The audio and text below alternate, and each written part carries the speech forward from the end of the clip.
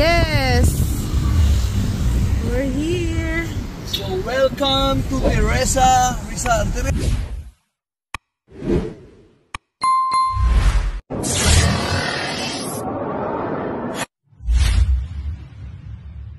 yung mga sharp curve nila.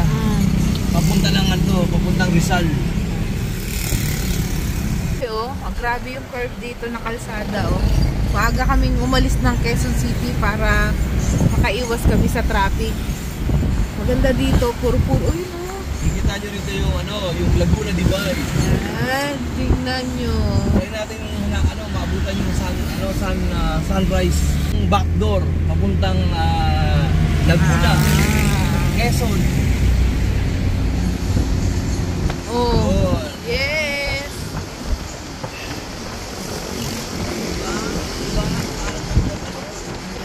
Labas ka ng Metro Manila. Mga ano lang to? 1 hour drive lang outside. 1 hour away lang to mula sa Metro Manila kung gusto mong lumanghap ng sariwang hangin. Bundok na dito, bundok na. You know, tiyo nyo. Oh, shit.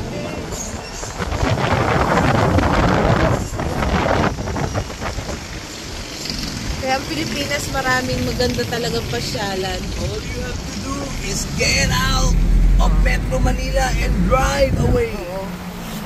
Ayan o, ang ganda dito. Yan. Yan o. Mga sharp curve o. In fairness, from the last time na nagpunta ako dito, ang laki na ng pinagbago dito sa sa mga kalsada. Bakit na Antipolo, ang dami ng magagandang restaurant with a view. Kaya kung gusto niyo makita yung magandang view outside, alam niyo na, ito yung pinaka-malapit na daan. Paglabas ng Maynila, na probinsya na. Madaan natin yung mga bayan ng Rizal, gaya ng Morong, Baras, marami dito. All the way to Laguna, hanggang sa may Calamba. Dulo, Calamba, Laguna, may papuntang Quezon din. Sa Riyaya, maraming bayan ng Quezon.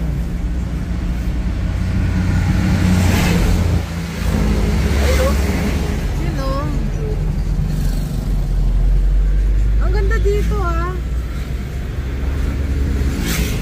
Yun nga lang talaga ang daming truck.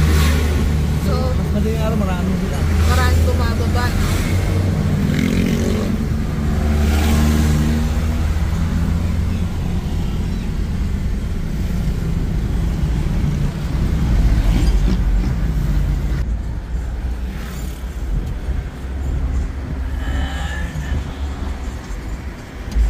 Manadaan ng bayan, Morong, Baras, Tanay.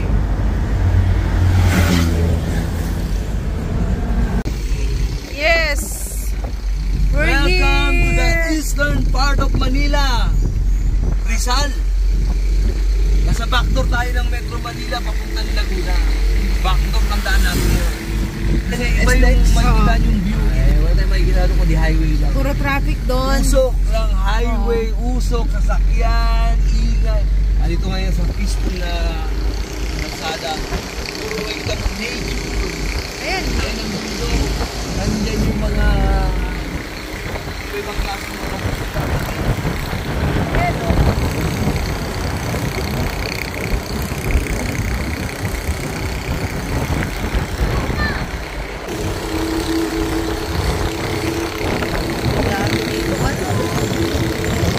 Ganda dito.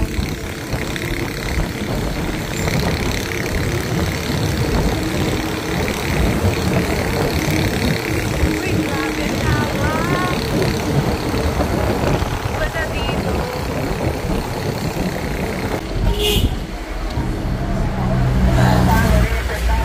Diba?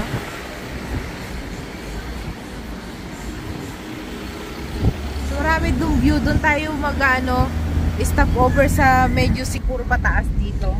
Marami masyado sasakyan. Ayan. Gala-gala din.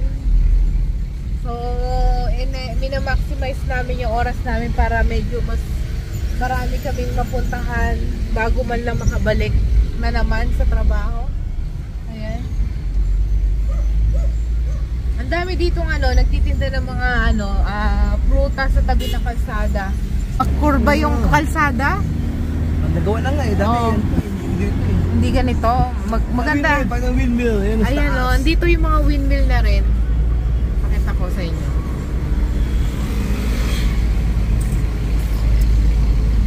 Ayan, dun. Ayan, mamaya mas makikita natin yan. Hindi lang siya makikita sa Ilocos Norte, sa Kapurpurawan. Nakapunta na rin kami doon last time, doon yung windmill sa Norte. Pero ito meron dito sa Eastern part of Manila. Eastern part of Manila, which is mga Rizal. halos lang, Rizal, Laguna, yan. almost 3 hours away o 2 hours away lang sa Maynila. May magandang view dito, tsaka fresh air, daming puno. Nakikita ninyo, windmill. Dito pala yan sa may bayan ng Pilila, Rizal.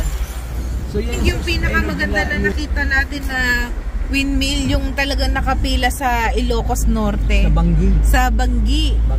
O, Bangi. doon sa Kapurpurawan. So, yung mga hindi pa nakapunta doon, so, located siya doon sa Kapurpurawan, tawag nila doon. Bangi. May langka, oh. May langka. Green na green dito.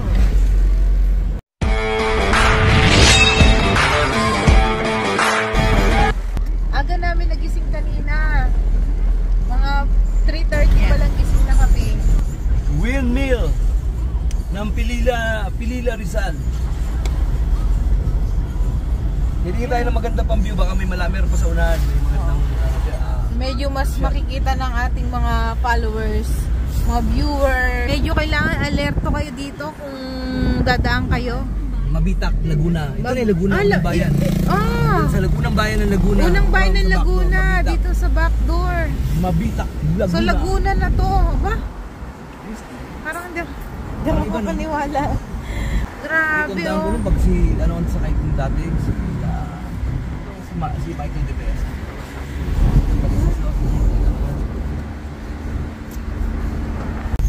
Dami dito nagtitinda sa gilid ng kalsado, iba't ibang klaseng prutas. Kaya mamaya magtingin tayo ng mainom na buko, Ang fresh. expect ko kasi, dapat, andito na tayo ng mga alas 5:30. Ito area to, para pagdating ng alas 6, pagputok ng araw, sakto tayo sa baba ng ng Laguna, di ba? Ayun yung So, pagpasok ng so araw. ibig mo sabihin, paakyat tayo, tapos pagbaba, yun na yung Laguna na. Ah, okay. Parang tumawid lang tayo ng bundok. Para Kasi bundok yung Rizal eh. Oo. Bundok yung Rizal. Tapos natin, bagbayin yung Rizal, puro bundok. Meron din bundok na maladaanan doon.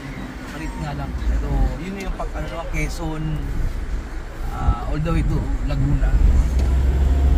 Putol-putol yung Laguna eh. May wala eh. In fairness, maganda talaga kasada dito. Hindi ka mabibitin. Alam mo yung daan dito, parang pag nagpupunta tayo sa Millennium.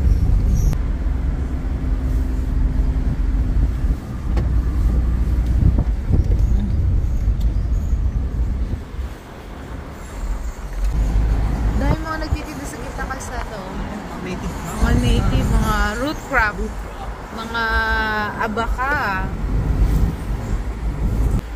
Mayaman ang kalikasan ng Pilipinas. Hindi Oo. naman gilid. Green na green eh. Tsaka Isa lang na umunga. Hindi mainam na hindi yung pinuputol. Basta. Ayun sa taas doon, puro puno ng saging yun.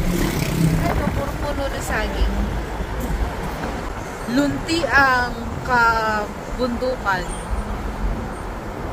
Yan, puro puno ng saging. Kaya malamang murang saging dito. Andito tayo sa susunod na bayan ng Mabitak, Laguna, which is we don't know yet.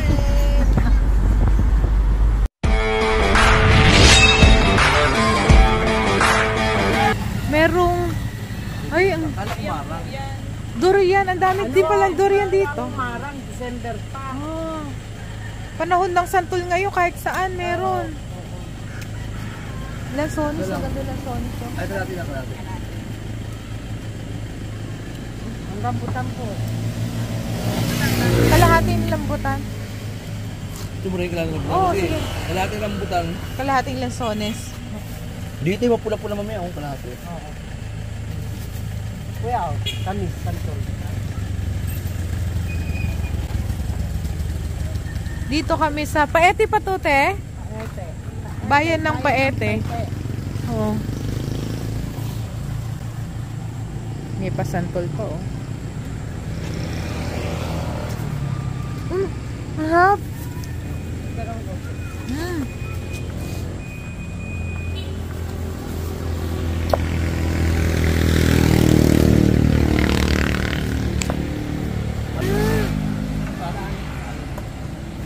Ang dami na kalamba eh. Kakalang ba? Huwag tayong dediretso. Pagdating nyo ng pagsangan sa plaza, di simbahan, di ba may diretsyo na? Hindi ko po kayo. Oo. Sa may dadaan namin yung pagsanhan, di ba? Oo, pagsangan, hindi ko na kayo sa plaza. Huwag tayong dediretso, makakapunta kayo ng Cavite. Ah, Cavite? Cavite. Hindi. Cavite lang yun.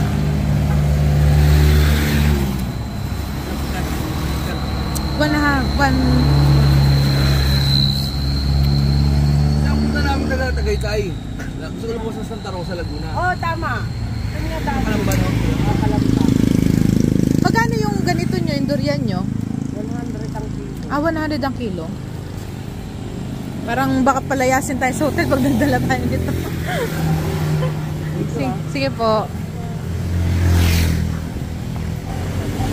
Huminto tayo dito sa Lumban. Lumban na pala to. Ano? Tama, Lumban ke Laguna.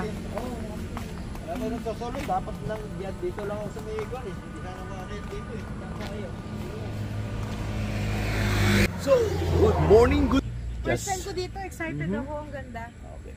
First time niya eh, ako... Kesa magtiis tayo sa traffic papuntang SLEX, dito tayo dumaan sa likod. So, medyo nag-stop lang kami sandali dito. Pero marami pang magandang view sa unahan. Good. So, standby. Mga ate, tayo'y nag-stop over muna dito. Nag-break muna si Kuya Koy nyo. Ayan. So, dito ay nasa gilid ng Laguna Dibay. Ayan. Malit lang yung space ng kalsada, kaya dito lang tayo. Kaya isa-isahin natin yung letra na yan. Para ano naman. Dito tayo sa gilid. Lumban. Lumban, Laguna. Oh. Yan, Laguna Dibay. Yan, dito tayo. Makikita nyo. Maganda naman dito. At maganda magdaan dito.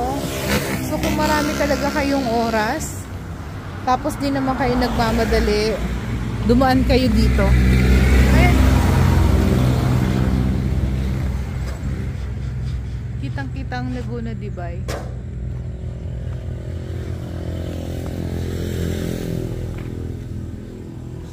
Dito, kita yung view, oh.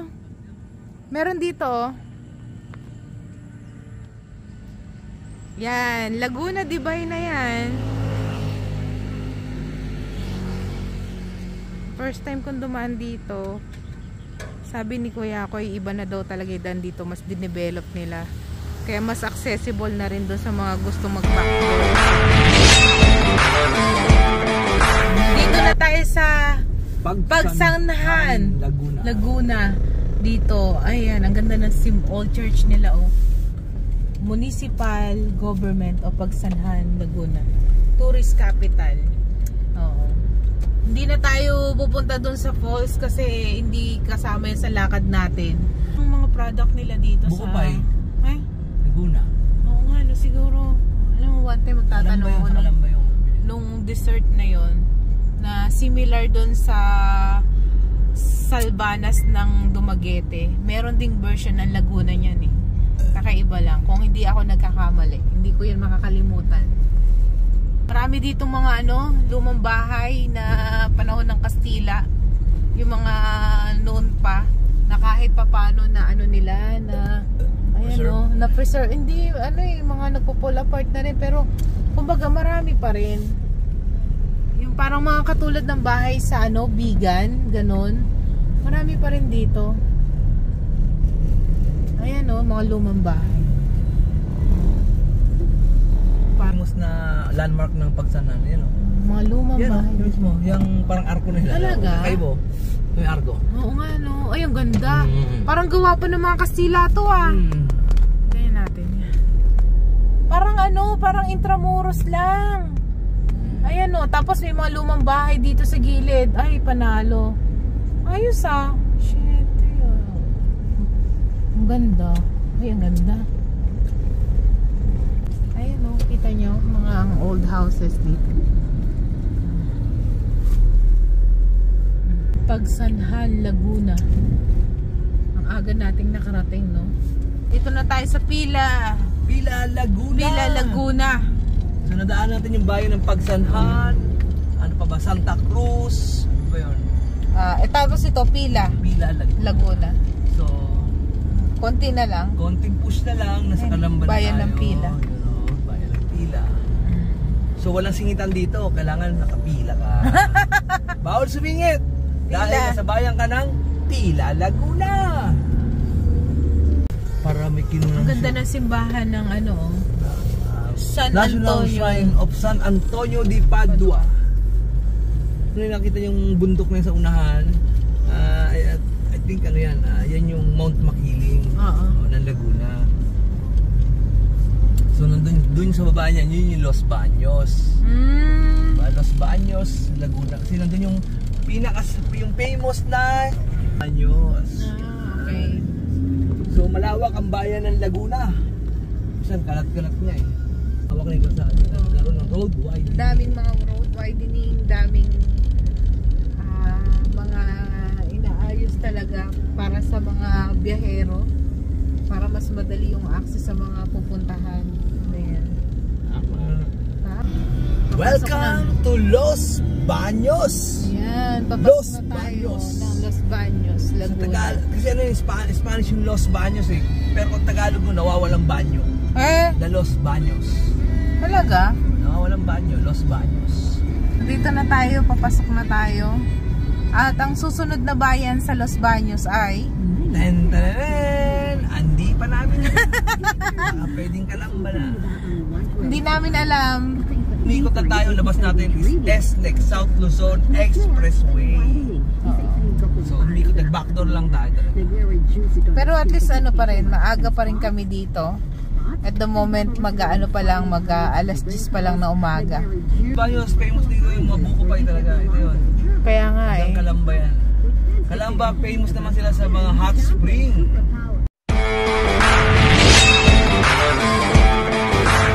Yun. So, nag-stop over tayo ngayon dito sa may Los Baños, Laguna para bumili ng mga pasalubong kung ano yung mga delicacy. So, galing kami yung Dumaguete. Ayun, may Silvana San Cristobal din dito. So, makikita mo rito yung mga ibang pasalubong gaya ng buko pie. Ayun o, product na. Along the road lang siya. So, nakita mo na? Yan. Ano itsura? Paano sa ganito nyo? Ayun mga pwedeng pasalubong.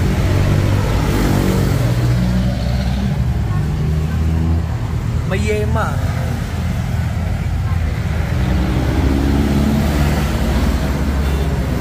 Dahil maraming choices. Magkano yung ganyan nyo?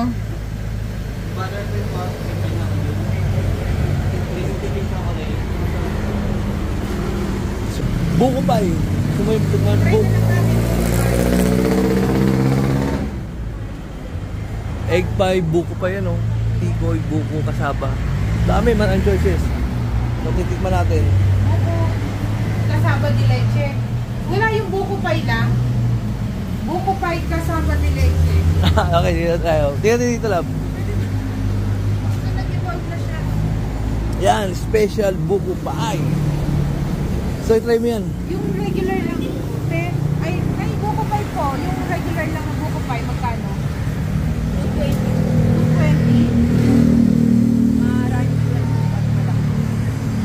220 daw. Sige, gusto mo, kunin. Isang ate para ano? Hindi Marami ka choices. nagbibenta niya ng slice.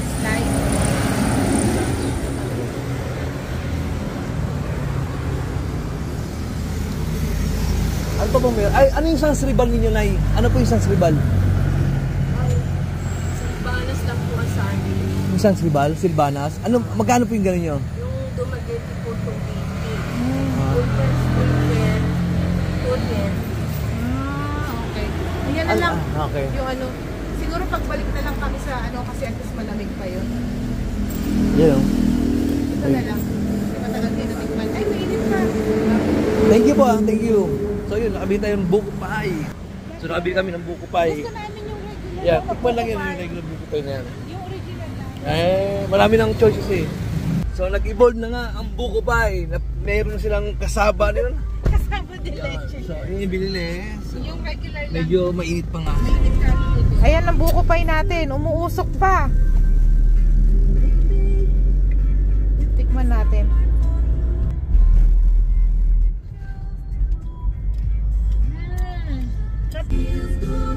Malambot na malambot yung ano niya, shredded ng buko.